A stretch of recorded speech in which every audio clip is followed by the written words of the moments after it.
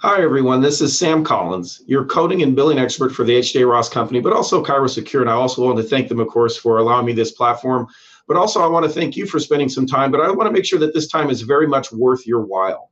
I always think it is because coding and billing, of course, is the backbone of our what we do. Because, of course, you have to be paid ultimately for the good services you provide. So today's topic is going to focus in on diagnosis, but specifically what we call excludes. We've run into a lot of issues recently. When I say we, meaning our company, has run into a lot of issues where offices have been getting denials because of improper combinations of codes. So I want to kind of get a little bit of focus on that today. So we'll go to the slides, and as always, I'll point out the company H.J. Ross. Take a look for us. Today's specific topic, of course, on diagnosis and excludes, and of course our company website there as well. Well, of course, we're all familiar with it. ICD-10 is what we use. And of course, every year there's updates. This year's update, as we went through on a previous time with you, was on myalgia. So that's the only significant update. But do remember, sometimes these updates do make changes to codes, in that codes can have a certain number of characters. So bear in mind, here's that big old ICD-10 book that's often not usable because it's so darn thick. And so let's talk about making sure that we get beyond the thickness of the codes and get to the codes we do. But the one area that we have an issue with is highest level of specificity. We see this denial quite a bit. And all that simply means is making sure the code is complete, that there's not too few or too many. So by example, I've given some examples here of codes that can be as little as 3 characters, but as many as 7. So you notice R51 for headache is complete. S13-4XXA for sprain and strain of cervical spine, or sprain of cervical spine, is also complete. What my issue is here is make sure that the code has the correct number of characters. If you put one too few or too many or add something, it will cause a denial. And you'll know that denial because it says highest level of specificity. But for today, I want to talk something a little bit different from that, and it's called an exclude.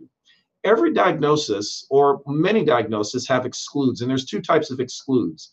Excludes 1 and excludes 2. Well, let's first deal with excludes 1. A type 1 exclude is a pure exclude, means you can't code them together. In fact, this is where we're running into the denial issue. If you code certain codes together, it will literally cause a denial of the entire claim. And if you called and said, well, what's wrong with the claim? They're simply going to say you did not follow the diagnosis coding rule. So an exclude 1 indicates a code excluded and should never be used at the same time. In other words, they're saying these 2 conditions cannot occur together. For instance, a congenital form and an acquired form of the same condition. So by example, if you code someone with scoliosis, regular just plain scoliosis, you cannot code it with things that indicate congenital. So you notice all the excludes here. If you code the M41 series for scoliosis, you cannot on the same claim use something that says congenital. Doesn't make sense really. If either it's congenital or it's something else, therefore can't be coded together, hence the exclude. Another area that you'll run into is deforming dorsopathies. These are kind of obvious: spondylolisthesis or spondylolysis. Those types of conditions can be congenital, but they also can be acquired. So if it's congenital, you code the congenital codes. If it's acquired, you code the acquired. So again, notice you cannot code together, for instance, Q76.2 along with M4312, say for cervical spine. So again, the exclude means if they're coded together, they're going to be denied. Now, the area we, of course, run into, and I'm sure this may surprise a few of you, you cannot code together cervical spine pain, M54-2, with any cervical codes for disc. Cervicalgia due to intervertebral disc disorders cannot be coded together. So I'll make it real simple.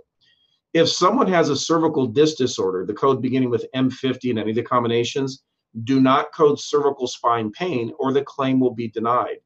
In other words, I think what they're really saying is if you have a cervical disc, pain is redundant. Therefore, don't include pain. Don't have them together.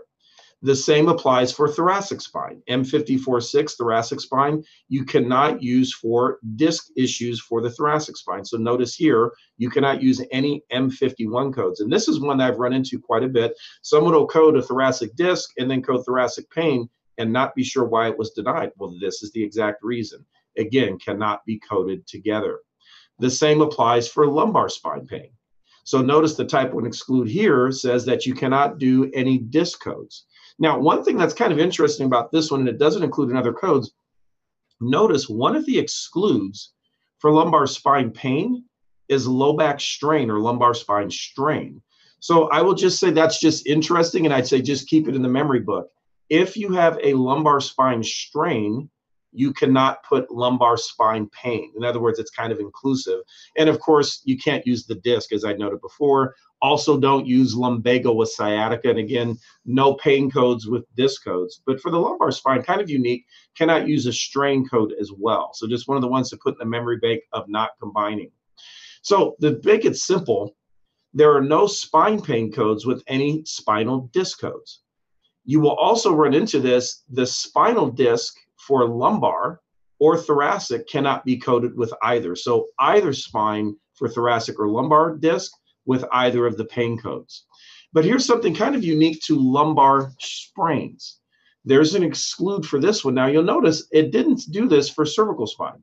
So cervical spine sprain, thoracic spine sprain doesn't include, but lumbar sprain, specifically the code S335XXA, cannot be coded with disc. In other regions, that's perfectly fine, but specifically for lumbar spine. In addition, there's other things that are called type 2 excludes, and we'll get into those in a moment. But for instance, notice you can code a strain of muscle of low back with a sprain. So that type 2 exclude means that you can do them separately. So do be careful. Some codes have a type 1, which means never coded together.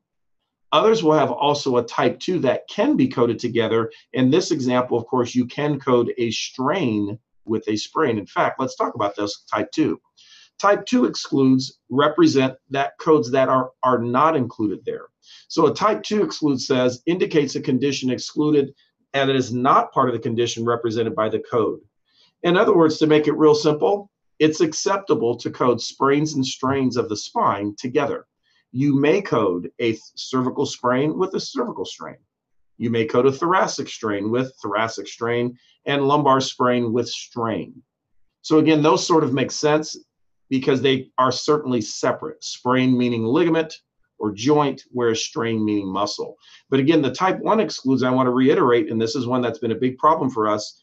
If you code spinal pain with disc, it will cause a denial. Now, I want to do something here to make sure there's a good understanding because this is another area we've run into problems. When you're coding sprains and strains, you'll notice the end of it always has a letter, and that letter most often is A for initial encounter, but it's often confused because people will often think initial encounter indicates something that is only the first visit. But notice from the 2019 official code book, specifically page 20, the term initial encounter is somewhat misleading, as it actually refers to the period of time when a patient is receiving active treatment for the condition. So what this means, it's not only the first visit, but all visits with active care. So if you're treating someone for 6 or 8 weeks, you would still use the A designation because they are still under active care. So in many ways, you may want to think of the A as active care or active treatment. Now, consequently, the D designation of strain sprains indicates the encounter after the active phase of treatment. So what does that mean after? It means you're no longer treating. By example, this would be a medical doctor who refers you a patient to treat. You treat that patient 6 or 8 weeks, they're doing really well. They go back to the medical doctor for a follow-up.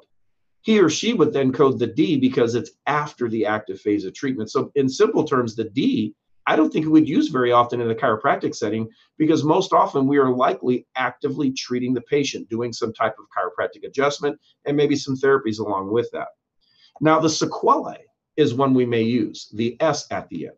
Sequelae indicates complications or conditions that arise as a direct result of the injury, or if you want to say residual effects.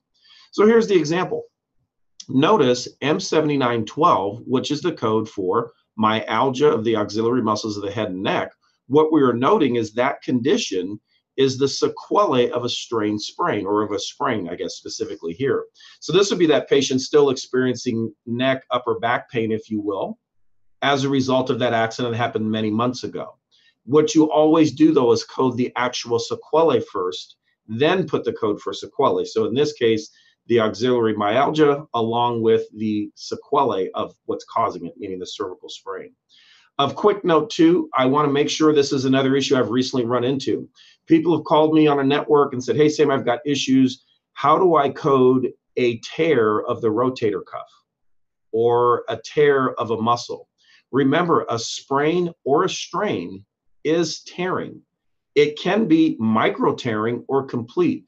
So often when you think, I'm looking for the code that says tear, realize it's a sprain. When you look for a code for a ACL injury where it's completely torn, it is still a sprain.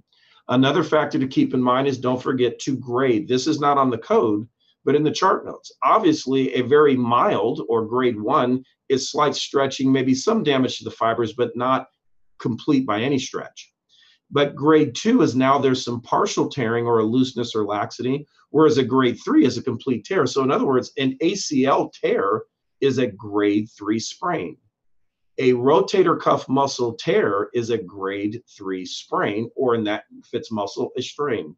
For the forearm and wrist, there are subcategories for strains and sprains, but for the most part, every place else, it's likely a grade 3. Remember, moderate sprains can be things that may require bracing or more, but a more severe sprain may ultimately require surgery because it's a complete tear.